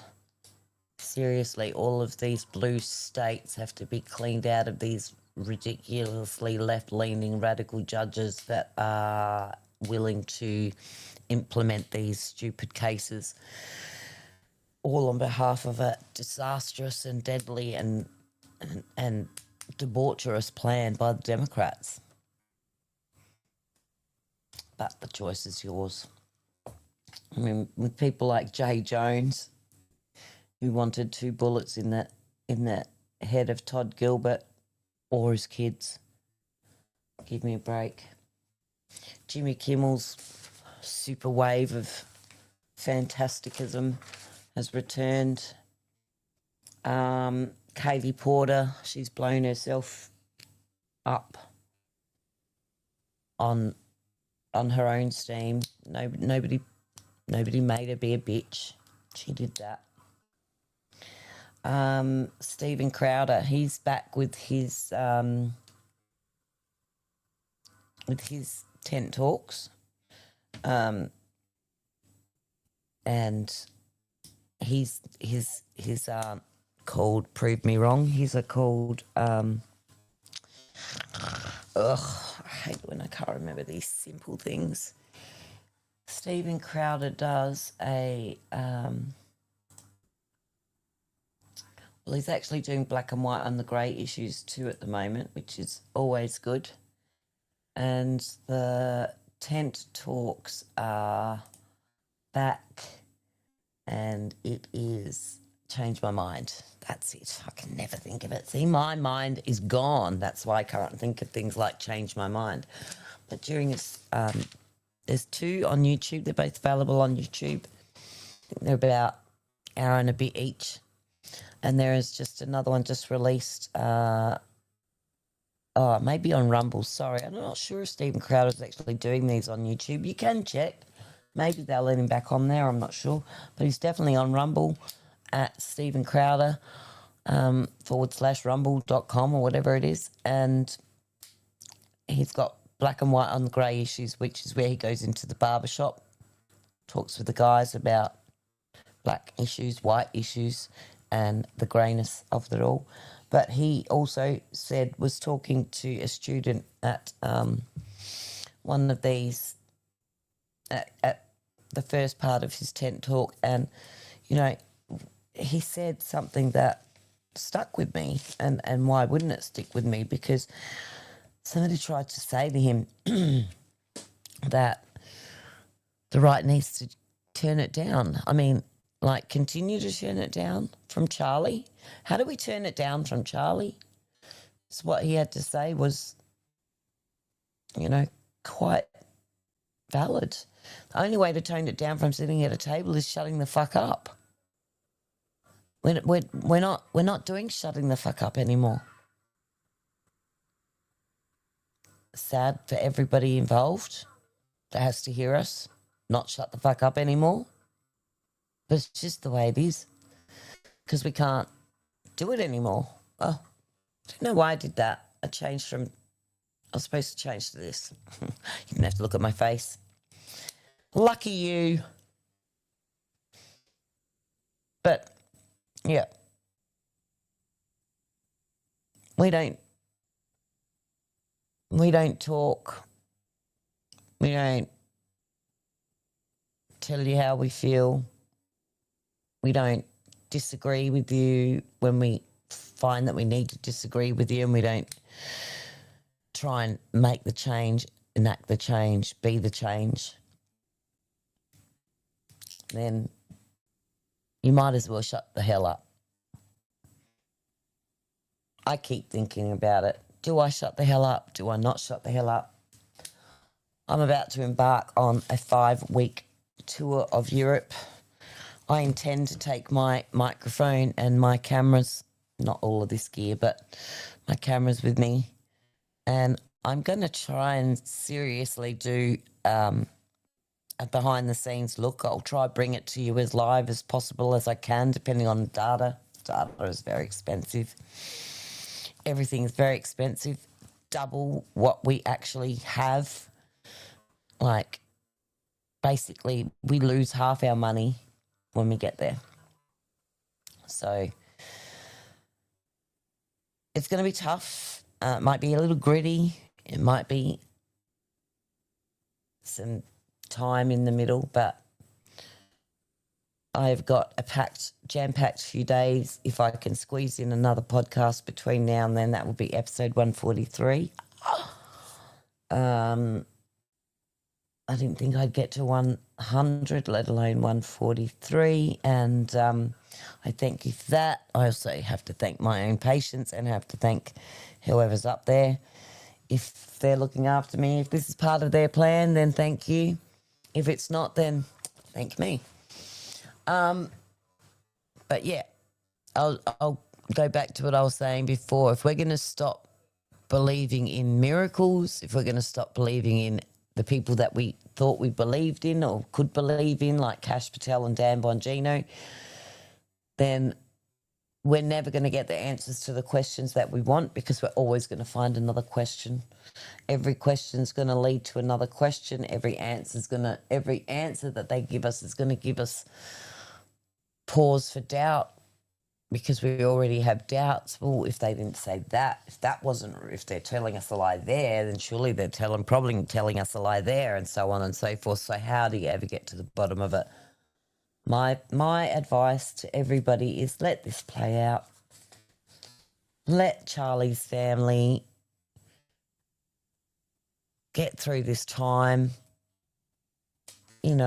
relatively stress-free, for God's sake. None of us would ever have to consider any of the pressure that they're under. None of us.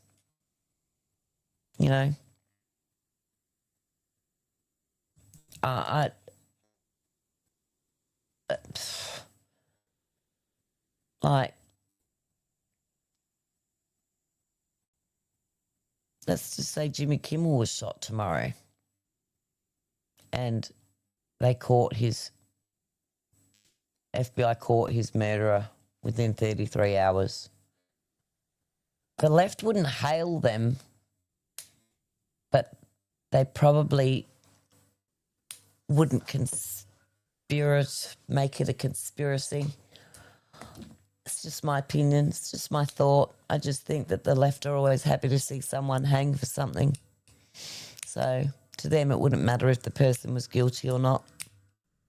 If they killed Kimmel, they just want blood. Whereas we want justice. And that's the difference between the left and the right. Blood. Justice. And that's all for me tonight, folks. It's 11:44 p.m. I have got as I said, mother who is not doing very well. So I'm going to get in my house and get back to tending to her. Thank you for tuning in today. I hope you enjoyed the show. Please don't forget to look out for my show in the coming weeks. It may be from here and it may be from Europe. Won't be from the UK, though, because I'm not stepping foot over in the UK. Them arseholes can take this job and shove it. Okay, that's only because I probably would be arrested if I did, after the things that I say on this channel. So I'm staying the hell out of the UK, plus the dollar is ridiculously useless. And I've already been there, done that. Don't need to do it again. But I'm going to finish off again tonight, thanking you all for joining me. Please like, share, and subscribe if you feel like it. You can catch me on X, Gab, Twitter, X, Gab, Parler, and Truth Social, Getter, and I am at Down Under Tea. Remember, guys, here in the bunker, what we do is keep the faith. We follow the facts, and we got to get up, no matter how bad it gets, how tough it is. Try and find your lipstick, find the fight. Make out. Bye-bye.